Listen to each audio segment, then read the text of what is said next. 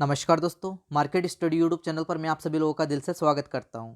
दोस्तों, आज के इस वीडियो में हम बात करने वाले हैं रेल विकास निगम लिमिटेड आरवीएनएल के शेयर के बारे में, जो कि एक रेलवे इंफ्रास्ट्रक्चर इंडस्ट्री से जुड़ी हुई कंपनी है। यह एक public sector undertaking PSU sector की कंपनी है, जिसका शेयर प्राइस अभी मात्र 32 रुपये के आसपास का है। फ्रेंड्स, अभी कुछ समय पहले ही मार्च 2019 में इस कंपनी का आईपीओ आया था। उस टाइम इसका इशू प्राइस था 17 से 19। इसका जो प्राइस बैंड था वो 17 रुपये से 19 रुपये के बीच का था। और इस कंपनी के स्टॉक मार्केट में लिस्टिंग हुई थी 4 अप्रैल 2019 को 19 रुपए पर। उस समय यह आईपीओ बहुत ही ज्यादा पॉपुलर हुआ था, क्योंकि कम प्राइस होने की वजह से यह आईपीओ बहुत ज्यादा ट्रेंडिंग में था।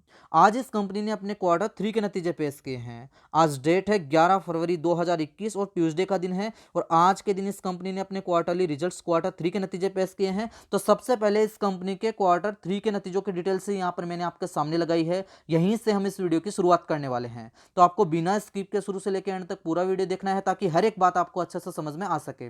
और यदि आप में से कोई भी व्यक्ति मार्केट स्टडी यूट्यूब चैनल पर पहली बार आए हैं, तो इस चैनल को जरूर से सब्सक्राइब कर ले और उसके पास बने हुए नोटिफिकेशन बेल पर भी क्लिक कर ले, ताकि स्टॉक मार्केट से रिलेटेड वीडियो आपको हमेशा मिलते रहे। तो चलो दोस्तों, अब इस वीडियो को शुरू करते हैं। तो इस कंपनी के क्वार्टरली रिजल्ट्स की डिटेल्स यहां पर मैं आपके सामने लगा रहा हूं। यहीं से हम बात की शुरुआत करने वाले हैं, तो ध्यान से आपको देखना है। देखो, कंपनी के क्वार्टरली रिजल्ट्स की डिटेल्स आपके सामने आ चुकी है। इस कंपनी ने आज 11 फरवरी को अपने क्वार्टर 3 के नतीजे पेश किए हैं। तो यहां पर हम बात की शुरुआत करेंगे यहां से। यहां पर आप देखिए, दिसंबर 2020 इस कंपनी के फाइनेंशियल ईयर 2021 के क्वार्टर 3 के नतीजों की डिटेल, जो कि आज ही के दिन आए हैं। सितंबर 2020 इस कंपनी के फाइनेंशियल ईयर 2021 के क्वार्टर 2 के नतीजों की डिटेल। और दिसंबर 2019 इस कंपनी के फाइनेंशियल ईयर 2020 के क्वार्टर 3 के नतीजे। ठीक है, तो यहां पर ईयर ऑन ईयर और क्वार्टर ऑन क्वार्टर बेसिस के आधार पर नतीजों की डिटेल हो गई। आपस में हम इनको यहां पर कंपेयर करके देखने वाले हैं। सबसे पहले हम बात कर लेते हैं यहां पर रेवेन्यू फ्रॉम ऑपरेशंस की। तो यहां पर आप देखिए, क्वार्टर 2 में रेवेन्यू फ्रॉम ऑपरेशंस था 3182 करोड़ रुपए का। ये जो फिगर है यहां पर करोड़ में दे रखा है। ठीक है, तो 3182 करोड़ रुपए का था, जो कि अभी क्वार्टर 3 में बढ़कर के आया है 3732 करोड़ रुपए का। तो यहां पर रेवेन्यू फ्रॉम ऑपरेशन में यहां पर हमें तेजी देखने को मिल रही है। बात करें यहां पर अदर इनकम की, तो क्वार्टर 2 में अदर इनकम थी 66 करोड़ रुपए की, जो कि अभी बढ़कर के आई है 132 करोड़ रुपए की। मतलब लगभग यहां पर डबल हो चुकी है। यहां पर हम बात करते हैं टोटल इनकम की। तो यहां पर आप ध्यान से देखिएगा। देखो, फाइनेंशियल ईयर 2021 के क्वार्टर 2 में टोटल इनकम थी 3248 करोड़ रुपए की, जो कि अभी फाइनेंशियल ईयर 2021 के क्वार्टर 3 में बढ़कर के आई है 3864 करोड़ रुपए की। तो अगर हम इसको यहां पर कैलकुलेट करके देखें, तो यहां पर क्वार्टर ऑन क्वार्टर बेसिस के आधार पर इस कंपनी की जो टोटल इनकम है, उसमें हमें यहां पर लगभग यहां पर 18.96%, मतलब लगभग 19% का जंप दिखाई दे रहा है। तो कंपनी की जो टोटल इनकम है वो क्वार्टर ऑन क्वार्टर बेसिस के आधार पर बढ़ करके आई है। अगर हम इसको यहाँ per year on year basis के आधार पर कंपेयर करके देखें, तो फाइनेंशियल ईयर 2020 के क्वार्टर 3 में इस कंपनी की जो टोटल इनकम थी वो थी 3773 करोड़ रुपए की, जो कि अभी बढ़ करके आई है 3864 करोड़ रुपए की। तो ईयर ऑन ईयर बेसिस के आधार पर इस कंपनी की टोटल इनकम में हमें यहाँ पर 2.42%, लगभग 2.5% के आसपास का उछाल दिखाई दे रहा है। तो यहां पर हमने देखा इस कंपनी की जो टोटल इनकम है वो ईयर ऑन ईयर और क्वार्टर ऑन क्वार्टर बेसिस के आधार पर बढ़ी है। अब इस कंपनी का जो प्रॉफिट है उसकी डिटेल्स यहां पर मैं आपके सामने लगा रहा हूं, ध्यान से आप देखिएगा। देखो, इस कंपनी को जो प्रॉफिट हुआ है क्वार्टर 3 में, यहां पर आप देख सकते हैं 9 नंबर का जो पॉइंट है, यहां पर आपको दिखाई देगा नेट प्रॉफिट। और यहां पर ये डिटेल्स आपके सामने हैं। यहां पर आप देखिए, क्वार्टर 2 में इस कंपनी को जो प्रॉफिट हुआ था वो था 173 करोड़ रुपए के आसपास का। और अभी क्वार्टर 3 में इस कंपनी ने जो प्रॉफिट कमाया है वो है 281 करोड़ रुपए के आसपास का। तो यहां पर क्वार्टर ऑन क्वार्टर बेसिस के आधार पर इस कंपनी के नेट प्रॉफिट में अगर हम जंप की बात करें परसेंटेज में, तो यहां पर 62.79%, मतलब लगभग 63% का जंप जो है क्वार्टर ऑन क्वार्टर बेसिस के आधार पर इस कंपनी के नेट प्रॉफिट में देखने को मिल रहा है। तो यहां पर कंपनी का नेट प्रॉफिट है शानदार तरीके से बढ़ा है। 280 करोड़ रुपए का प्रॉफिट इस कंपनी ने यहां पर क्वार्टर 3 में कमाया है। अगर हम बात करें ईयर ऑन ईयर बेसिस के आधार पर, तो यहां पर फाइनेंशियल ईयर 2020 के क्वार्टर 3 में, तो दिसंबर 19 वाले क्वार्टर में इस कंपनी ने प्रॉफिट कमाया था 198 करोड़ रुपए का। और अभी इस कंपनी ने प्रॉफिट कमाया है 281 करोड़ रुपए का। तो यहां पर अगर हम इसको कंपेयर करके देखें तो ईयर ऑन ईयर बेसिस के आधार पर इस कंपनी के नेट प्रॉफिट में हमें यहाँ पर 41.42%, मतलब लगभग यहाँ पर 41.5% का जंप देखने को मिल रहा है। तो इस कंपनी का जो नेट प्रॉफिट है वो ईयर ऑन ईयर बेसिस के आधार पर और क्वार्टर ऑन क्वार्टर बेसिस के आधार पर बढ़ करके आया है, जो कि एक अच्छी बात है। अब आगे बढ़ करके हम बात कर लेते हैं ईपीएस, अर्निंग पर शेयर पर। तो यहाँ पर अर्निंग पर शेयर की डिटेल्स भी आपके सामने है। यहाँ पर आप देखिए क्वार्टर 2 में ईपीएस था 0.83 का, जो कि अभी बढ़ करके आया है 1.35 का।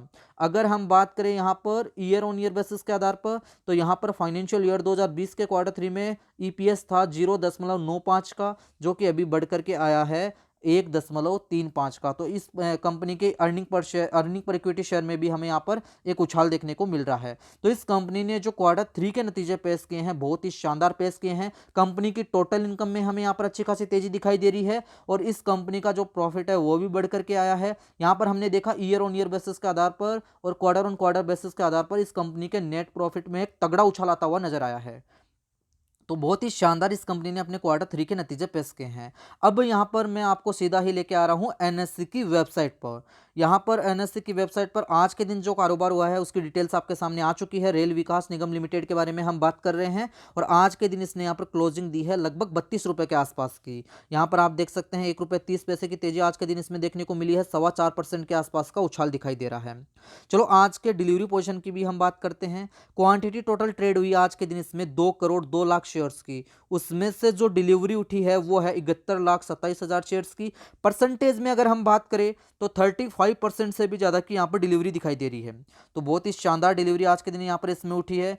तो यहाँ पर ठीक ठाक कारोबार आज के दिन इसमें हुआ है। प्रीवियस क्लोज आप चेक कर सकते हैं 30 रुपये 60 पैसे का है। ओपन भी 30 रुपये 60 पैसे पर हुआ। दिन का हाई इसने बनाया 32 रुपये 50 पैसे का और दिन का लो अगर आप चेक करेंगे तो 30 रुपये 15 पैसे का है। 52 वीक का हाई और लो भी आप यहाँ पर देख सकते हैं। 52 वीक का हाई इसने बनाया था 11 जनवरी 2021। इससे पिछले महीने में इसने हाई बना दिया था 35 रुपये 55 पैसे का। अगर आप इसका 52 वीक का लो देखेंगे तो 52 वीक का लो इसने बनाया था जब लॉकडाउन लगा 24 मार्च 2020 को 10 रुपए का। तो 10 रुपए से इसने फिर से दौड़ना स्टार्ट किया, लगातार इसमें तेजी जारी रही। फिर यहाँ पर 35 रुपये 55 पैसे का हाई बनाया इसने 11 जनवरी 2021 को और अभी इसका जो करंट मार्केट प्राइस है वो 32 रुपए के आसपास का है। तो कंपनी ने बहुत ही शानदार क्वार्टर 3 के नतीजे पेश किए हैं। अभी यहाँ से इसमें हमें एक उछाल आता हुआ और नजर आ सकता है। अब इस कंपनी का चार्ट मैं आपके सामने लगा रहा हूं। तो रेल विकास निगम लिमिटेड का daily candle stick pattern chart आपके सामने आ चुका है और इस चार्ट पर अगर आप देखेंगे तो यहां पर एक गिरावट आई थी। यहां से इसमें लगातार गिरावट रही थी। तो हम बात की शुरुआत करेंगे इस कैंडल से। ये यहां पर आपको जो कैंडल नजर आ रही है ये कैंडल है 24 मार्च 2020 के कारोबार की, जब लॉकडाउन लगा और उस टाइम इसने एक लो बनाया था वो था 10 रुपए का, जो कि इसका 52 वीक का लो भी है। अभी एनएससी की वेबसाइट पर थे तब हमने बात करी इस पर। तो 52 वीक का लो बनाया था इसने यहाँ पर 10 रुपए का 24 मार्च 2020 को। यहाँ से इसमें लगातार तेजी जारी रही। फिर यहाँ पर आप देख सकते हैं कुछ दिनों के कंसोलिडेशन के बाद में यहाँ पर थोड़ी बहुत तेजी वापस से बनी। फिर यहाँ पर यह कंसोलिडेशन मोड में रहा। यहाँ पर अगर आप देखेंगे फिर वापस से यहाँ पर इसमें गिरावट है, यहाँ से इसमें तेजी बनी और यहाँ पर आकर के यहाँ पर इसने एक हाई बनाया है। तो इस कैंडल की हम बात करेंगे।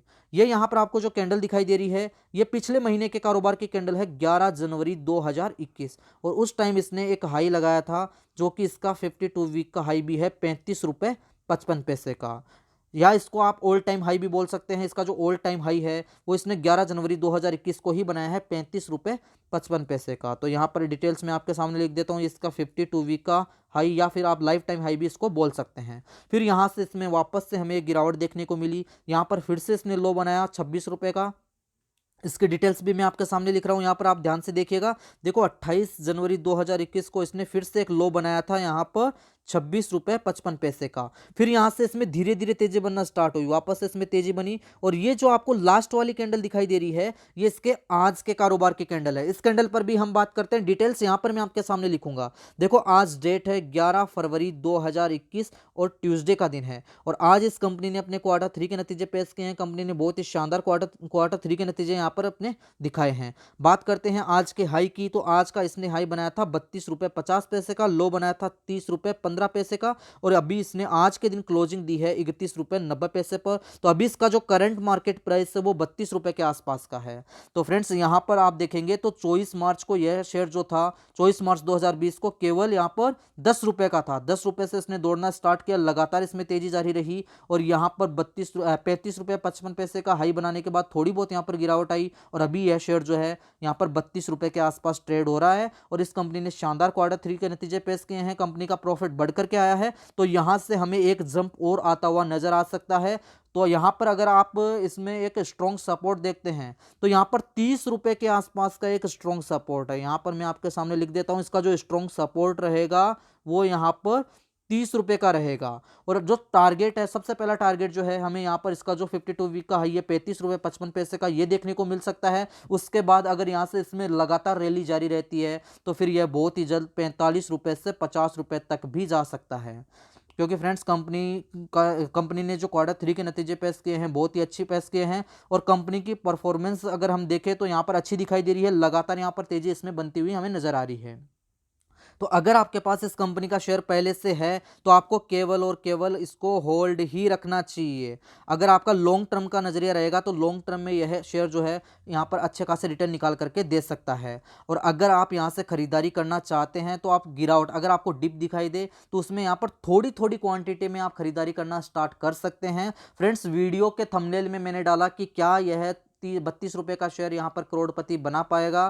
तो यहाँ पर फ्रेंड्स यह कोई गारंटी नहीं है कि यह आपको शेयर जो है करोड़पति बना दे। अगर मैं बात करूं तो यह एक पीएसयू सेक्टर का शेयर है, पीएसयू सेक्टर की कंपनी का शेयर है। मैंने आपको पहले भी कहा था, कल वाले वीडियो में मैंने आपको बताया था कि अगर आप क्वालिटी स्टॉक में इन्वेस्ट करते हैं तो वो तो आपको यहाँ पर बहुत ही कम समय में करोड़पति बना सकते हैं, लेकिन यहाँ पर अगर आप पीएसयू सेक्टर के शेयर में इन्वेस्ट करेंगे तो कोई गारंटी नहीं है कि वो आपको यहाँ पर करोड़पति बना दे।